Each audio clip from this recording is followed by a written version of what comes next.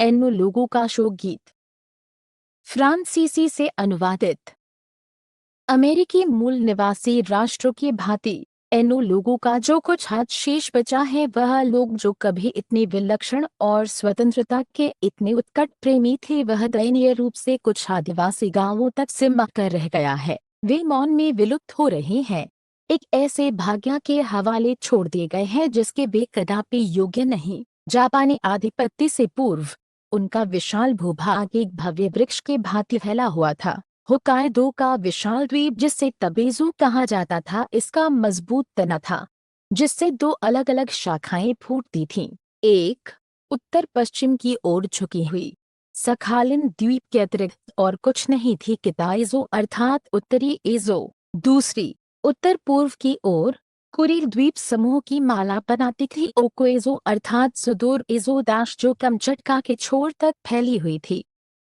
ज्ञात संसार की सीमाओं पर लगभग एक सहस्राब्दी तक जापान को इन द्वीपों का कोई गंभीर ज्ञान नहीं था, जो पौराणिक कुहासों में छिपे हुए थे। जो थोड़ा बहुत वह जानता था, वह उसे विनिमय द्वारा प्राप्त विचित्र सामग्रियों से मिला। शार्क का तेल, गरुड़ के पंख, औषधीय शैवाल, छाल से सिले गए अजीब वस्त्र गर्मियों में, सील की खाल के सर्दियों में, अथवा दूर के अनिश्चित जनश्रुतियों से जो द्वीपों के सरदारों का वर्णन करती थीं। ऐसे दैत्य अत्यंत दुष्ट और जादू टोने में लिप्त, जो अपनी इच्छा से वर्षा उत्पन्न करने और तूफान बहाने में सक्षम थे। सन 1604 में हिमात्सुमाई में एक दाइम्यो नियुक्त किया गया, किंतु वह, कहा जाए तो, केवल पहरेदारी करने से संतुष्ट रहता था। उपेक्षणीय और उपेक्षित ये द्वीप प्रशांत महासागर का वह एकमात्र भाग भी थे जो कप्तान कुक की अथक गतिविधियों से बच गया,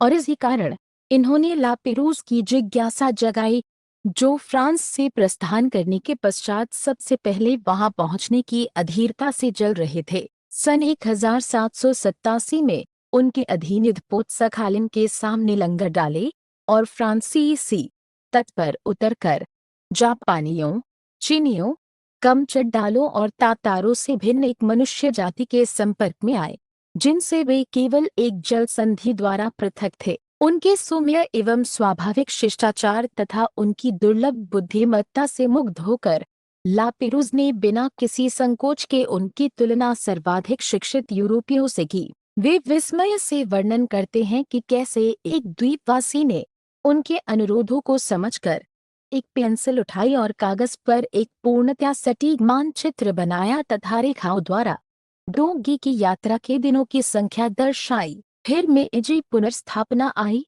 जो एजो के सदियों पुराने संतुलनों को उलट-पुलट करने वाली थी, संभवतः जापान के संतुलनों से भी अधिक।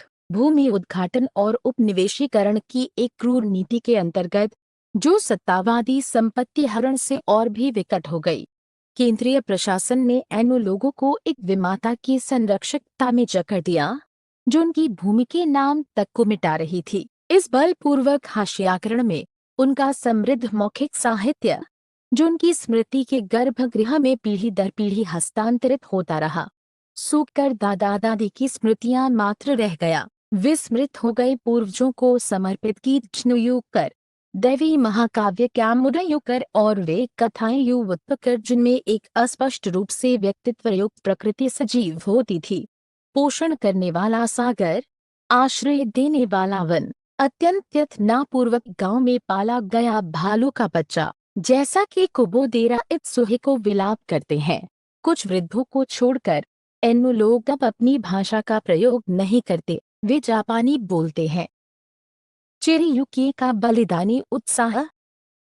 इसी दुर्भाग्य को टालने के लिए चिरियुकी का आविर्भाव हुआ। अपनी आधुनिक जापानी शिक्षा और अपने पूर्वजों विख्यात वाचिकाओं की विरासत के बीच विभाजित रोग द्वारा मृत्यु दंडित जानकर इस एनो युवती ने अपना अत्यंत अल्प जीवन 13 दैवी महाकाव्यों को लैटिन लिपि में लिप्यंतरित करने और जापानी में अनुवाद करने में लगा दिया, और वह देवताओं को बंदी बनाने वाली युवती बन गई।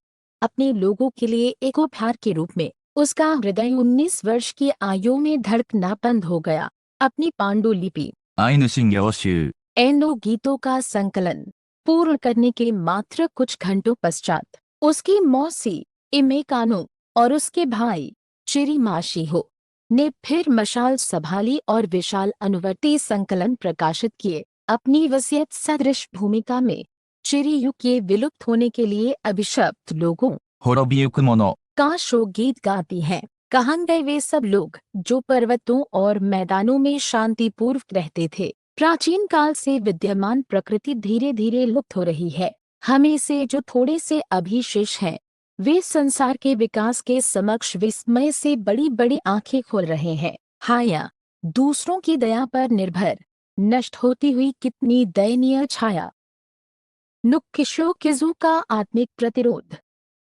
इस शोक गीत के पूर्ण प्रतिवाद के रूप में नुकिशो की जो विलुप्ति की भविष्यवाणी को अस्वीकार करते हैं। अपने सन 1934 के घोषणा पत्र एनो लोगों का आत्मसातीकरण और अवशेष アイヌの同化と戦勝 के माध्यम से वे एनो नाम के गौरव को पुनर्जीवित करते हैं, जो उनके लोगों की भाषा में मनुष्य का अर्थ रखता है।